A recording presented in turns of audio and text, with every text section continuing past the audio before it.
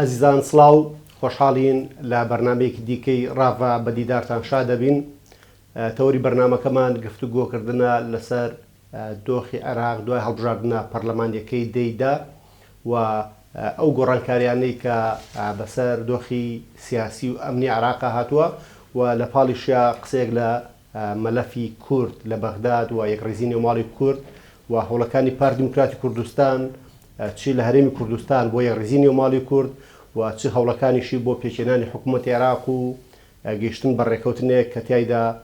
مافەکانی خەڵکی کوردستان دەسەبەر کرابێ و زامن کرابێ. بە میوانداری زۆر بەڕێز کاک عەدنان مەنسوور دەلۆ چاودێری سیاسی ئەم تەوەرەیە گفتوگۆکەین. کاک عەدنان خۆشحاڵین و بەخێر بێ. سپاس. کاک عەدنان دوای هەڵبژاردننی دەیدا و تا ڕادێکی زۆر ڕوونبوونەوەی دۆخی دەرەنجامی هەڵبژاردنەکە و هەر هێز ویلایەتی سیاسی نەتیجەی خۆی لێ دەکەوتۆ لەوەی کە گەیشتۆ بەچی دەرەنجامێک قورسایی چییە لەناو خەڵک لەناو پەرلەمانی عێراقیە. دوای هەڵبژاردنانە پارتی دیموکراتی کوردستان وەکو هێزی یەکەم و براوەی کوردستان وەکو گەورە هێزیش لە عێراقا هەوڵەکانی ڕووپەڕ کردووە و بە شێوەیەکی هەمەلایەن هەوڵەدات لە کۆمەڵێک ئاستا کار بکە بە تایبەتیش لە نێو ماڵی کووردا سەردانی نێو لایەنە سیاسیەکان و هێز و پێکاتەکانی کە بە ئامانجیەوەی کە بتوانن پێکەوە یەک گوتار یەک ڕێز بچنە بەغداد. هاوکاتی ڕۆڤدی پارتی دیموکراتی کوردستان ئێستا لە بەغدادە و لەگەڵ بەشێ لە لیست و هێزە سەرکەوتۆکانی سوننە و شیعە لە گفتوگۆ و دانوستانایە بۆ چۆنێتی ڕەسمکردنەوەی پێچێنانی حکوومەتی نوێی عێراق. پێم خۆشە لەسەر ئەو دۆخ و هەلومەرجەی کە لە دوای دەیدەوە لە دوای دەرکەوتنی بەوادرەکانی هەڵبژاردنەوە ئێستا ئیمەیجێکی تازە وێنێکی تازا بینین کە کۆمەڵی گۆڕانکاریش لەو وێنەیە هەیە. پێم خۆشە جەناب دۆک و چاودێرێکی سیاسی چۆن ئەو دۆخەی دوای هەڵبژاردنە خوێنیتەوە. من پێم خۆشە بەر لەوەی باسی دوای دەیدە بکەم هەندێک باسی پێشی دەیدە بکەین بە 5-6 مانگێک من لەسەر لاپەڕی خۆم شتانەشم بڵاو کردەوە تەنانەت پێشنیارەکانم بۆ دەنگەکانی پارتی دیموکراتی کوردستان لەسەر لاپەڕەکەم بە تاریخ و خۆی موجودە ئەنی تا ئێستاکە دیارە بگەڕێمەوە بۆ بڵێن هەڵبژاردن وەکو باز دەکرێت هەڵبژاردن لەسەر ئەنجامی خۆپیشاندنەکانی تشرینیەکان کرا لە بەغا هەڵبژاردنێکی پێشوەختە بوو یا هیچ هەڵبژاردنێکی پێشوەختە ئەوە ینی ئەبێ ئەهدافێکی لە پشتەوە بێت. ئەو ئەهدافە کە من باسم کرد زۆر کەس وەکو شۆڤەکانی سیاسی وەکو سیاسەکان لە عێراق باسی دواخستنی هەڵبژاردنیان دەکرد پێشتر ئەیان وت هەڵبژاردن دواکەوێ بۆ مانگی 4 2022 هەر ئەو کاتە من ئەموت هەڵبژاردن بۆ تەنانەت 1 دقیقەش دواناکەفێت لە کات و ساتی خۆیان دەکرێت. لەبەرچی لەبەر ئەوەی عێراق ئەگەر باتە ئەو ئەگەر بوایە ئەو هەڵبژاردنە نەکریایە عێراق دۆخێکی زۆر خراپی ئەبوو ڕەنگە زۆر شت بە زەرەری عێراقیەکان و بە قازانجی خەڵکێکی کە ناوێنراوە جەبهەی مقاومە یان وەلایەکانی ئێران دەستەبەر ئەبوو. بۆیە ئەنجامی ئەم هەڵبژاردنە تەنانەت لە ڕێگردن بوو وە کوشتنی جەستەی ڕۆحی ئێران بوو لە ناو جەستەیەکی عێراقیدا. ئەو کاتە من کە باسم کرد وتم کورد یەک کورسی هەڵم لێکردم کورد 62 کورسی دێنێ لە ناوێندا پارتی 33 کورسی دێنێ و حیزبەکانی تر 29 کورسی دێنن حیزبە کوردستانەکان مەبەستمە. فعلەن ئەوە بووە کورد پارتی 33 کورسەکەی خۆی هێنا تەنانەت لە دانانی پارێزگاکان و دەنگەکانی پارێزگاکانیش وتم 1 کورسی هەڵام کردبوو لە بینی هەولێر و خانەقین دیالە وتم پارتی لە هەولێر 10 کورسی دێنێ لە دیالە کورسیەک ئەوە بوو لە دیالە کورسیمان نەهێنا لە هەولێر بوو بە 11 واتە 33 کورسەکە تەواو بوو. ئەمما ئێستاکە دێمەوە سەر ئەوەی مەسەڵەن دوای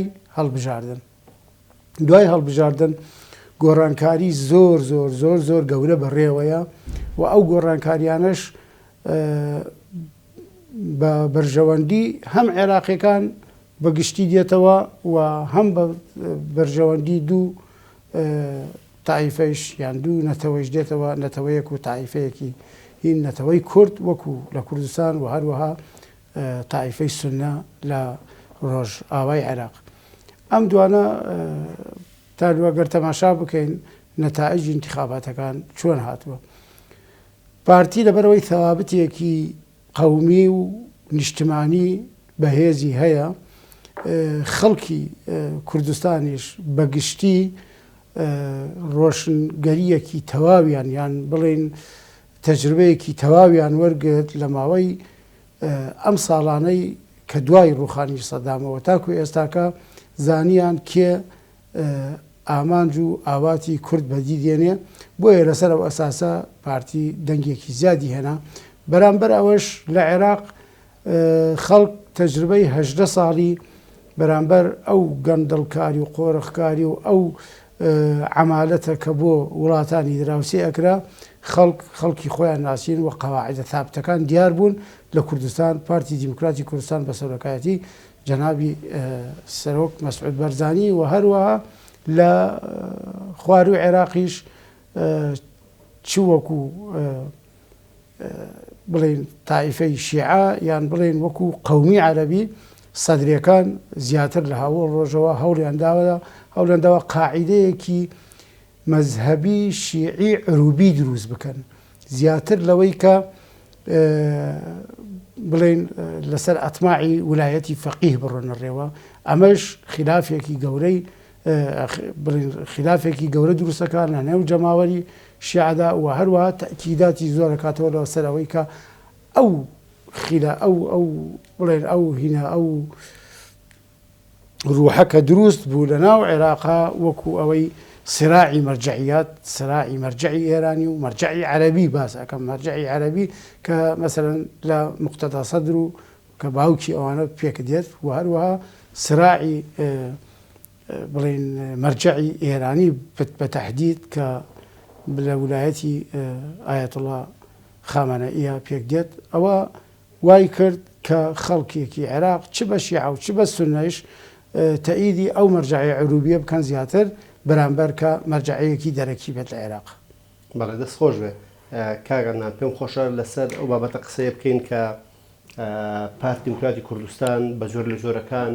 هەوڵێکی هەیە بۆی کە ئامادەسازیی باشە بێ لە هەرێمی کوردستان و جەنابیشت وەکو چاودێرێکی سیاسی باوەڕدوایە کە گۆڕانکاری گەورە بەڕێوەیە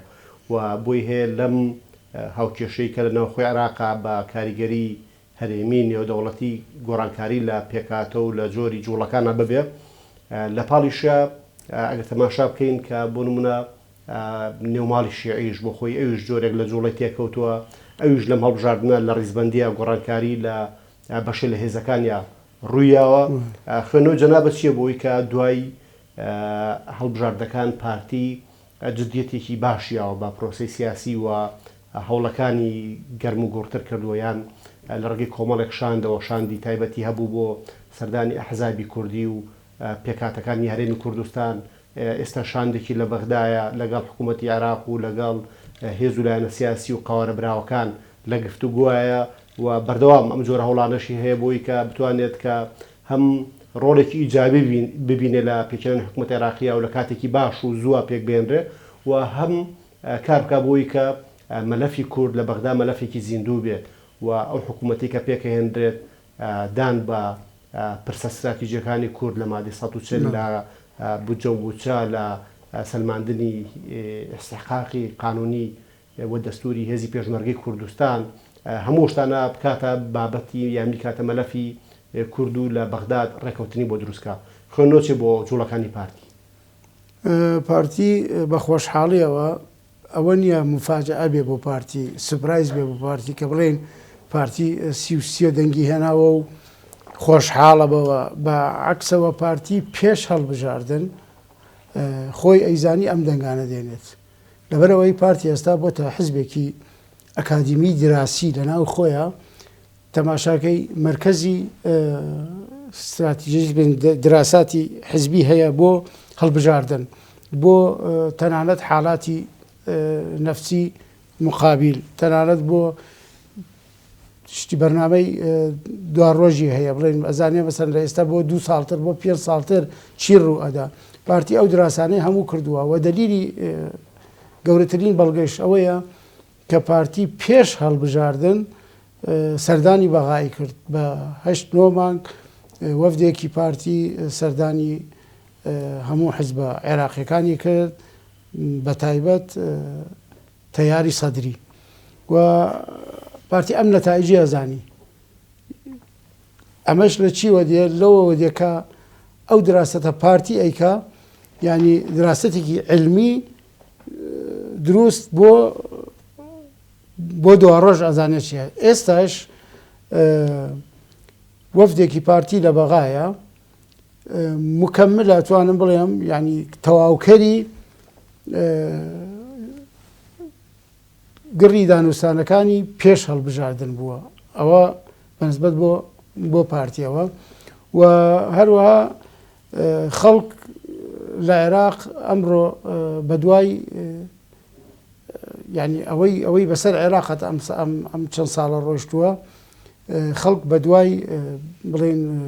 حەسانەوە دادەگەڕێە بە دوای ئەمن و ئاسایش دادەگەڕێ بە دوای هەلی کار دادەگەڕێ بە دوای بژێوی خۆش دادەگەڕێ بۆیە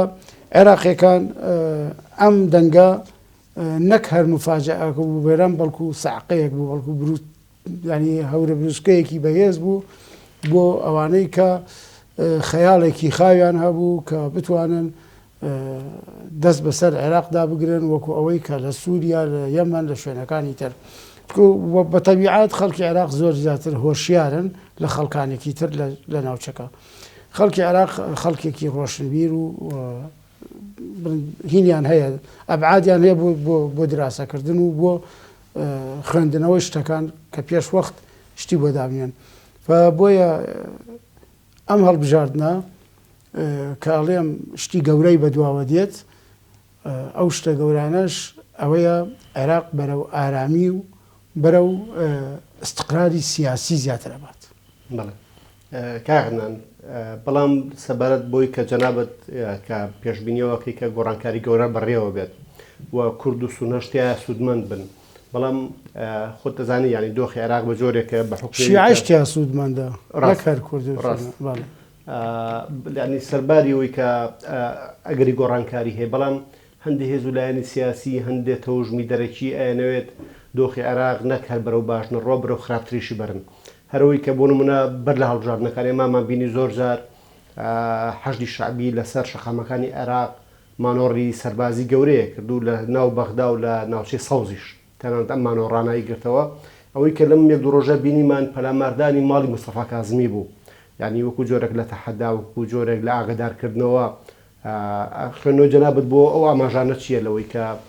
دۆخی ئەمنی بەغدا جارێکی تر دوای هەڵبژاردنەکان بەرەو پشێویە برێت و بە جۆر لە جۆرەکانیش خۆپیشاندەرەکانیش گەڕاونەتەوە بۆ ساحەی تەحریر و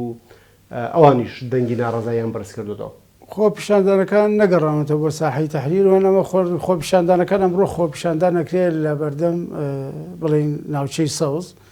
منتەقەی خەدرا لەوێ خۆپیشاندانەکان لەسەر ئەو بەر ئەو دەرگایان نەکرێت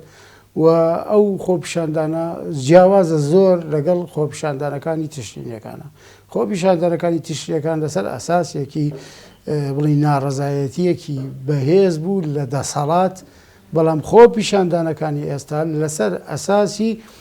ناڕازیبوونە لە وەزعی دیموکراتی کە دیموکراتیەتێکی حەقیقەت کە هیچ بە شەهادەتی ئەنجومەنی ئاسایشی نێودەوڵەتی بە اتحادی ئۆروپی بە هەر هەمووی ئاماژەیان بەوەدا کە پاکترین هەڵبژاردن لە عێراق کراوە ئەم هەڵبژاردنە بووەتە پێشتر هەر هەمووی هەڵبژاردنەکان بە تەزویر و بۆوانە کراوە بە ئێستاکە ئەوان خۆیان حەجمی حەقیقیان دەرکەوت بۆیە ئەم خۆپیشاندانە ناڕەزایەتیەکە لەسەر ئەو دەنگانە و گەرەکیانە واقع تێک بن ئەمما مەسئلەی گەورەترین بەڵگە بۆ ئەوە یعنی خەریکە ئەوانەی کە بڵێن بابە هەروە بە ئاشکرا بڵێن سەر بە ئێران و ناوی خۆیان ناوە مقاومەتوانە ئێستاکە دواکارتی فشاری خۆیان بەکارهێنن بەرامبەر حکوومەتی کازمی و بەرامبەر دیموکراتیەتێکی حەقیقی ئەوش ئەوەیە لێدانی ماڵی کازمیە من وەکو شخصی خۆم پێم وایە ئەمە هەوڵێکی نەزۆکە بۆ گەڕانەوەی ڕۆح بۆ جەستەی ئێرانی مردوو لە ناو عێراق. ئەمە هیچ خلافێکی تیانە و ئەمە بەنسبەت کورد ئەهدافەکانی دیار و ئاشکرایە بۆ دۆست و دوژمن لە یەکەم ڕۆژەوە کاتی ئەڵێم کورد ئێمە بە ناوی کورد بە عامەوە قسەکەین بەڵام بۆ ئەوەی کە تەمسیلی حەقیقی کوردەکە کە ئەویش پارتی دیموکراتی کوردستانە کە ئەویش ئەوەیە وەکووتم ئامانجەکانی یەکێک دیارە یەکەم ئەو پێشێرکارانیە لە دەستور کراوە ڕاست بکرێتەوە دەستور بە شێوەیەکی وەکو خۆی جێبەجێ بکرێت ئێمە زیاتر پارتی زیاتری نەویستۆ لە دەستور ئەڵێ ئەو فەرموو وەرە عێراقێکم بۆ بدروستکە مافی منی تیا بەرقەرار بێ و چه ئەرکێکیش لەسەرمە ئەی خەمە سەرسەرم ینی ئەمە ئیشی پارتی ئەڵێ فەرموو کاکە قانونی نەفت و غازم بۆ ئینکە قانونی پێشمەرگەس یاسای پێشمەرگەم بۆ دابین کە فەرموو مادەی ١٤ بۆ جێبەجێ بکە فەرموو لە دەستوری عێراقا وەکو خۆی چی هاتووە ئەوانە بکە ئێمە لەوە زیاترمان ناوێت ئەمە هەدەفەکانی پارتی وازەحە بۆیە کەس ناتوانێت بەرامبەر ئەو ئەهدافە شتێک بڵێ دەستورێکە خەڵکی عێراق هەمووی دەنگی 73% خەڵکی عێراق دەنگی پێداوە یعنی تۆ وەرە ئەم مادە دەستورێنە پێشێرمەکەەوە خۆی لە زەرەری منە هەر قبولمە لە خاجانجی منە هەر قبولمە ئەمە ئەهدافی پارتیە غەیری ئەوە پارتی قسەی تری هەیە کاغەنە سەبار بۆی کە ئەهدافی کورد دیارە لەوەی کە کورد کۆمەڵی مەلەفی هەڵواسراوی هەیە لە عێراق ئەوێ بیگەێنێت بە ئەنجامێک بە لە سەرروشیان و مادەی 140 کە بابەتی خاک وا لە دەستوری عێراقیشە بە مادەی 140 بە ڕوونی و بە شەفافی باسی و بابەتە کراوە لەوەی کە ئەم مادەیە ئەم ناوچانە ئاسایی بکرێنەوە و دواتر دەنگی خەڵکەکەی لە ڕاپرسیەکە بڕیار لە چارەنووسی خۆیان بن لەوەی کە بەشێکە بن لە هەرێمی کوردستان یاخۆی لەگەڵ حکوومەت عێراقی ئەمێنەوە بەڵام ئەم مادەیە و داخوازیە استراتیژیەکانی کورد لە پرسی بوجە و موچە لە پرسی غاز و نەوت لە پرسی هێزی پێشمەرگەی کوردستان و چەکدارکردنی لە پرسی مادەی 140 لەسەر و هەموو بابەتەکانەوە ینی بەردەوام لە عێراق لە ناوەڕاست و باشووری عێراق لای هێزە سونی و شیعەکان دەنگێکی شۆڤێنیانە هەیە کە ئاڵێ نا بۆ ئەم داخوازیانی کورد بە تایبەتیش لەو یەک دو هەفتەی ڕابردوو هەندێک لە پەرلەمانتار و هەندێک لە کاندیدی دەرچوو هەندێک قوارەی سیاسیشیان بانگەشێوەیانە کرد کە ئەوان ئامادەنین سازشکەن لە بەرامبەر پێکێنانی حکوومەتە بۆ جێبەجێکردنی مادەی 140 ینی هەز ناکەی هێشتا لە عێراقا ئەو نەزع شۆڤێنیە هەر خۆی تازاکاتەوە و پێکێنانی حکوومەتی نوێ جێبەجێکردنی مافەکانی کورد لە بەغدا تا ڕادەیەک هێشتا زەحمەت و ئەستەنگی گەورە لە بەردەم بێ بەنسبەت ئەو نەزع شۆڤێنیە ئەوە بە ئاسان لە مێشکی خەڵکی شۆڤێنی عەرەبی مەسەڵەن دەرناچێ ئەوە شتێک نییە مەسەڵەن بڵێ سویچێکە و بمانەوە بیکەینەوە کوژنیا کابرا بە دەسەڵاتی خۆی بێت ئەوە یەکەم شت هەندێک عقلیات هەیە ئەو عقلیاتانە یعنی بە کۆسرەش ناگۆڕێت خۆی هەروایە ینی تەبیعەتیان ئاوایە عقلیان نەگۆڕە بەرامبەوە ئەوەی مەسەڵەن نەزعەیەکی شۆڤێنی عەرەبی قەومی ئەوانیان یان مەزهەبیان هەیە یان دایمەن خۆیان نەزرێکی باڵابەر زیاتر تەماشای قەومیەتەکانی خۆیان نەبینن و خەڵکێکی تر لە خوارەوەی خۆیان نەبینن ئەوانە ئەو عقلیاتە هین نیە بەڵام حەقیقەت ئەوەیە ئێمە چۆن تەعامولەکەین لەگەڵیە ئێمە چۆن لەگەڵ ئەو عقلیاتانە ئەبێت تەعامل بکەین ئێمە ئەبێ بیان خێنان پێش ئەمری واقع ئێستا بۆ نمونە من یەک باسی ئەوەت کردم مادەی 140 ئێمە ساکە لە کوردستان بڵێن سێ نووسینگەی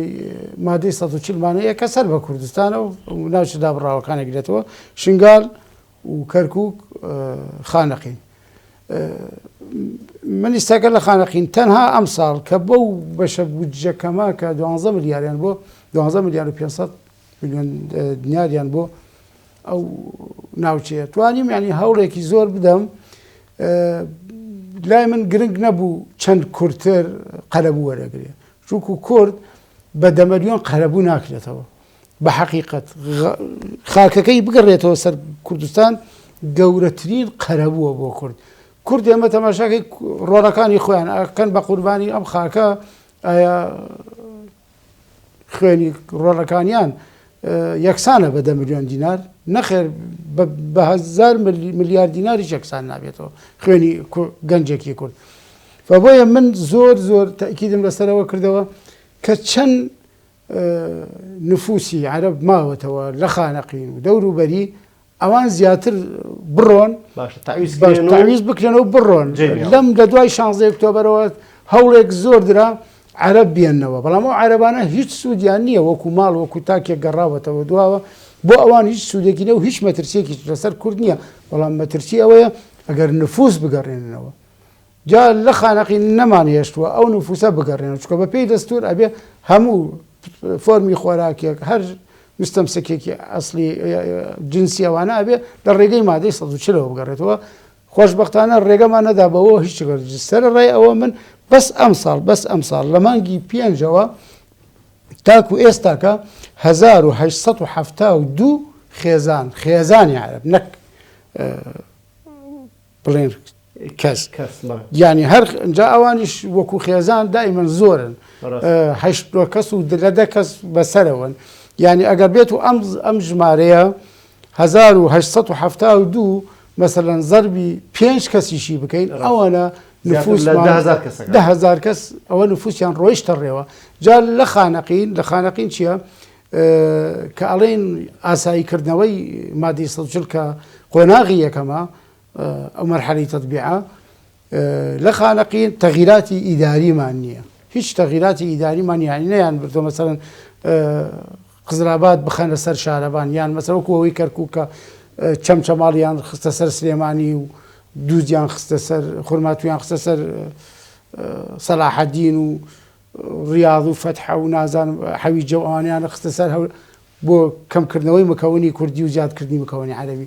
لە خانەقی خۆشبەختانە ئەوەمانە دوو ناحیەمان هەبوو ناحیەی قۆرەت و مەیدان خراببوونەوە سەر بڵێن هەرێمی کوردستان خۆشبەختانە ئەوەشمان هەر لە ساڵی 2007ەوە گەڕانەوە سەر خانەقین و هیچ کێشەیەکی ئیداری و متەغەیراتی ئیداریمان نییە لە خانەقین بۆیە تەنها مەسەلەی تەعویزاتەکەیە تەعویزات ئێستاکە لە خانەقین تەواو یەک ماڵی عەرەبی هاوردە نفوسی لە خانەقین نەما کۆتاییمان پێهێنا و بۆیە بڕیار وایە لە ئێستا تا مانگی 12 تا 12 نووسراوێک بەرز بکرێتەوە بۆ حکوومەتی عێراقی بۆ ئەنجومەنی وەزیران لە مادەی 140 لە ژنێ مادەی 140ەوە ئەوەی تیان ڕابگەێنن کە خانەقین وەکو یەکەم نووسینگەی عێراق ئەرکەکانی خۆی جێبەجێ کرد و مەرحەلەی تەطبیعی تەواو کرد ئەنجومەنی وەزیران لەسەرەتی نووسراوێ بکە بۆ وەزارەتی پلاندانانی عێراقی واتە وەزارەتی تەختیت دەست بکە بە ئامار ئەحسا چونکەوە اینجا ئەبێ ئەو نووسنگە ئێمە بە تەواوی داخرێت نووسینگە هیچ ئیشێکی نەماوە و ئەکەوێتە سەر وەزارەتی پلاندانان ئەحسایە بکە و هەروەها ئەحساغی تەکمیلە کرد ئەو ئەحساش ئەبێ بۆ یەک مانگ بکرێ بە یەک مانگ بکرێ دوای ئەحساکە ئەبێ ئاگاداری مفۆزیەی هەڵبژاردننی عێراق بکرێت بۆ ئەوەی بتوانێت ڕاپرسی لە ئەو ناوچە بکە بۆ گەڕانەوەی بەسەر حکوومەتی هەرێمی کوردستان حکوومەتی هەرێمی کوردستان ئەمە عەرە بەڵێ سابق لێ ئەوانی هی من ئەم قسە ئەەکەم یعنی بۆیە ئەمە ئەەکەم بۆی پێیان بگات تا لە ئێستاکەوە خۆ ئامادەکاریە بکرێت هەر نەبێ وەکو شتێکی تەمهیدی وەکو شتێکی سەرەتایی خانەقین بکەنە دەستپێکی یەکەم بۆ گەڕانەوەی بۆ سەر هەرێمی کوردستان دوای ئەوسا ئەگەر مەسەرەن لە شنگال ئەو وەزعێکی تایبەتی هەیە لە کەرکووک ئێمە هەر نەبێت ینی جزئێک لە خاکی کوردستان ئەتوانین لە ئێستاکەوە تا مانگی سێی 2022 ئەگەر نیەت پاک بێت ئەگەر حکوومەتی کوردستانیش هەوڵی باشی بۆ بە ئەتوانین لە بەدرە و جەسانەوە تا ئەگاتە قۆرەت و مەیدان بگەڕێتەوە سەر هەرێمی کوردستان ئەوە هەنگاوی یەکەم کاگ عەدنان من پێم خۆشە زیاتر گفتووەکەمان لەبارەی پێشێنانی حکوومەتی نوێ عێراقەوە بێت تەسەوراتی جەنابتان ئەوەیە کە یان خوێندنەوەتان بەپێی ئەو ڕوودا و هەڵوێستی لایەنە سیاسیەکان ئەوەیە کە پێشێنانی حکوومەتی نوێ عێراقی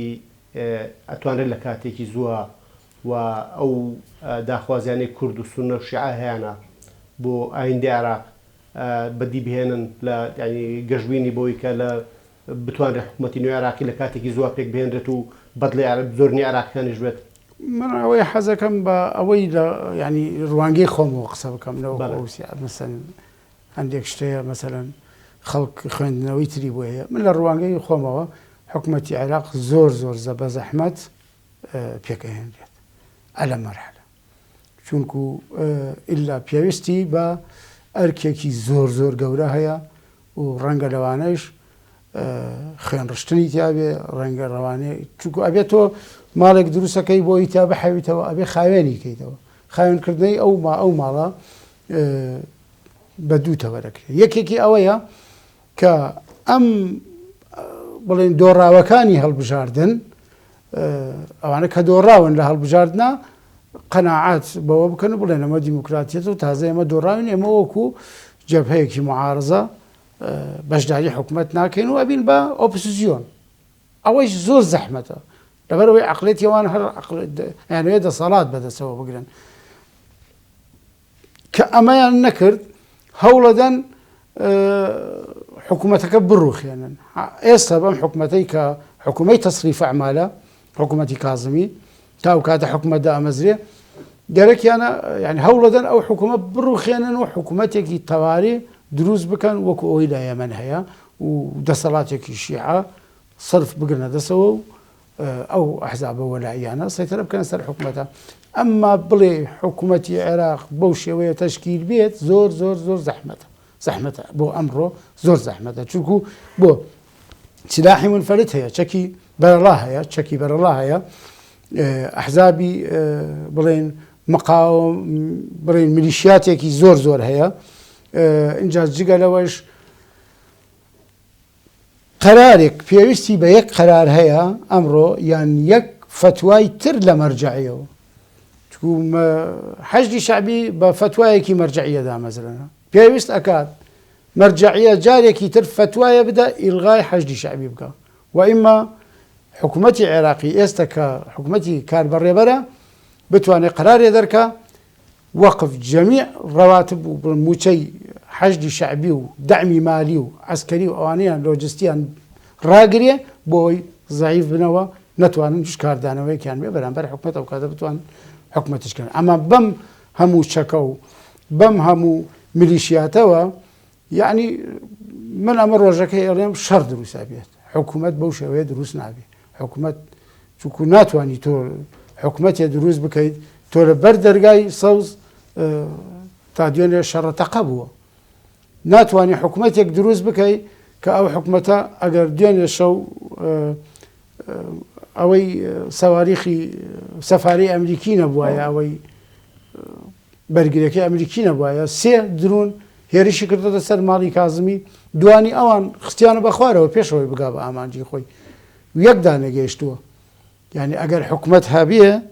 ئەگەر حکوومەت ئەو ئیمکانیەتە هەبێ لە ئەوان زیاتر ئەتوانی بەڵام حکوومەت ئەو ئیمکانیت لەوان زیاتر جگە لەوەشە ئێستاکە حکوومەتی عێراق پێویستی بە جەراعەتە بوێریە ئەبێ ئەمڕۆ ئەعلان بکەیت تۆ یانەوەیە ئەمانەی کە چەکدارن و میلیشیاتن یان ئەوەیە چەکدانیان و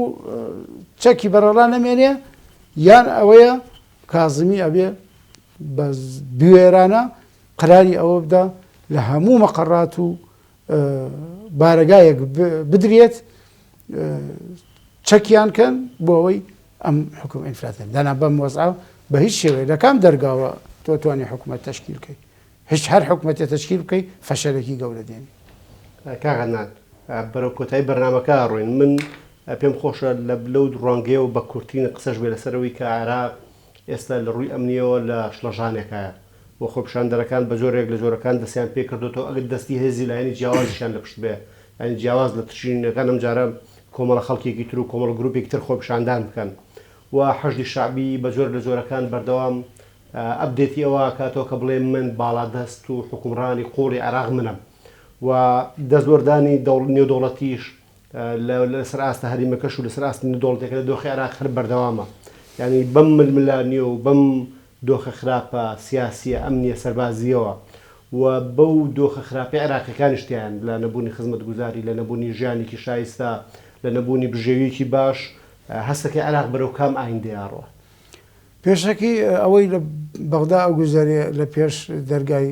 ناوچەی سەوز خۆپیشەندار نین چکە خۆپیشاندار ئەبێ خەڵکێکی هاوڵاتی بێت خۆپیشاندان کە خەڵک شتێکی عەفەوی بێ بەڵام ئەمانە کۆمەڵە خەڵکێکی منەظەمی چەکدارن یعنی ڕاتب لە حکوومەتی عێراق بە ناوی حەجی شعبی وەرەگرن هەموو ئەوانەی لە حەجی شعبین ئیجازەت بڵێن مۆڵەتیان پێدراوە کە مەعەسکەرەکانیان جێشتواتنەوە بۆ وەرانە خەڵکێکی چەکدار خۆیان قسەکەن لە دەرەجە چەکدارنەوەوانە هین نین تۆ توانی ئەمە ناوی بنێی شەرکەر بەڵام بەرەو شەڕکردن ئەڕۆن لە پێشدا بە دار و بە بەرد و ئەوانە دوای ئەوە بێتەوە بەجلی مەدەنیەوە بەڵام خۆیان عەسکەرین یعنی حکوومەت زدی حکوومەت چکە بۆ لەم حکوومەت کۆمانە جزئێکن لە منزومەی دیفاعی عێراقی کە بەشێکن لە جێشی عێراقی و لە شەڕکەرەکانی عێراق ئەمانە خۆپیشاندەر نین ئەوە یەکێک ئەمما بەس بەنسبەی عێراق ئایندەی عێراق بەرەوکی ئەڕوا من نازانمەوەی ڕێی شخصی خۆمە عێراق بەرەو شەڕێکی خوێناوی ئەڕوا و دوا ڕۆژەکەشی باشە بێ بۆ عێراقیەکان و بۆ کوردیش کاگادنان منسوور دەلۆ چاودێری سیاسی خۆشحاڵ بووین کە لە بەرنامەی ڕاڤا ئامادەبوویت سپاس خۆشحاڵم بە ئەمیوانداری و زۆر سوپاسانە سپاس بۆ دەناگشت ئازیزان تا ڕاڤەکردنێکی تر و تا پرسێکی تر بەخواتان لەسپێرین و خواتان لەگەڵ بێت